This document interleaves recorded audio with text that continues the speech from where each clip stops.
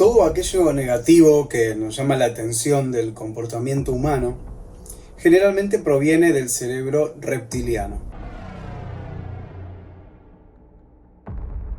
Un área del cerebro que actúa en la neocorteza, con los resultados que obtiene ante estímulos de la supervivencia.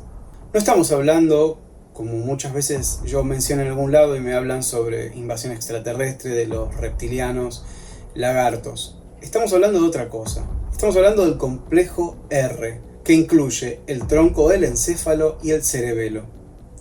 Asimismo, Paul MacLean, un médico norteamericano que se basó a su vez en la teoría de James Papez, especificó un modelo cerebral dividido en tres partes: el cerebro triúnico, donde cohabitan el sistema límbico, el neocórtex y el complejo reptiliano. Por el lado biológico, la respiración, lo postural y los movimientos, la digestión y la evacuación son actividades que derivan de este segmento encefálico y, curiosamente, cada una de ellas se ven relacionadas, asimismo, a muchas reacciones humanas frente a hechos conmovedores como el temor, la crisis y otros resultados derivados. ¿Tenemos dudas o temores frente a adversarios laborales, políticos, amenazas de índole religiosa, cualquier cosa que sea negativa hacia nosotros? Bueno, nuestro cerebro reptiliano reacciona violentamente y en cuestión de segundos contra lo que considera una amenaza y muchas veces actuando en forma impulsiva. Estamos frente al aparato humano que es la estrella indiscutida del sistema nervioso y acciona primitivamente para la protección absoluta, pero también acciona en características crueles que nos definen como personas ante esta sociedad. Uno de los puntos polémicos de este cerebro reptiliano es su poca o nula habilidad para discernir entre lo tangible, lo comprobable y lo netamente ilusorio. Es probable que quien tiene un desarrollo mayor de esta porción cerebral tienda a ser más paranoico, valore las facultades del poder y le dé entidad a las cuestiones territoriales, que por lo general tienen un valor infundado. Por definición, la cuestión evolutiva nos ha derivado en un cerebro cuyas partes compiten por ciertos estímulos. Hay un claro predominio individual en cada humano, en altas diferencias intelectuales, emotivas, en lo racional y en la pasión por las variables culturales. Partiendo de muchas de las conclusiones en el sentido onírico de lo sensorial, en los testimonios de personas abducidas, de alguna manera terminamos focalizándonos en la glándula pineal, ubicado en el techo del diencéfalo.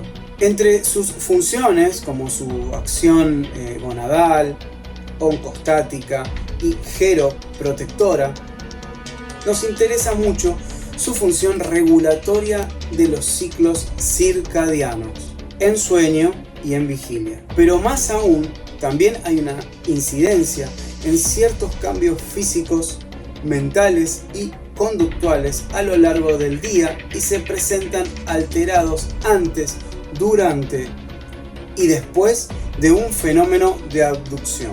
Una vez que vamos uniendo en nuestro análisis, por un lado, la red neuronal que incide en el cúmulo de actitudes y reacciones emocionales, comprendiendo la interacción del complejo R, y luego desglosando toda la mitología de las teorías sobre la acción de los seres denominados reptilianos, por la ufología, claro está, llegamos a la conclusión que, pese a no poder puntualizar un resultado claro y sometido al proceso científico, sí obtenemos una buena base de datos para formularnos una hipótesis de trabajo muy interesante.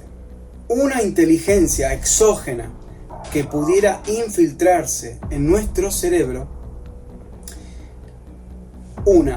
podría guiarnos desde ese entramado neuronal que configura el cerebro reptiliano. Podría guiarnos cambiando nuestras costumbres, reacciones y decisiones? 2. De ser así, ¿podría transformar negativamente las acciones de un ser humano que ocupe un cargo de poder o de peso en la opinión pública y de esa forma volverlo más agresivo y dominante? Y 3. ¿Qué pasaría si esa inteligencia parasitaria se alojara en el complejo R y se nutriera de las reacciones hormonales más vibrantes de esa persona, netamente adecuada a un mecanismo de control reptiliano? Es interesante plantearse estas alternativas para poder entender el comportamiento de muchas personas de este planeta azul. Obviamente, este comportamiento define o podría llegar a definir la existencia de millones de personas, ya sea en su faz medicinal, en su faz económica, en su faz cultural o bélica. Así que bueno, los dejo con estas intrigas, con estas preguntas, y gracias por compartir este envío de Blaster. Soy Germán Fabier y les agradezco muchísimo.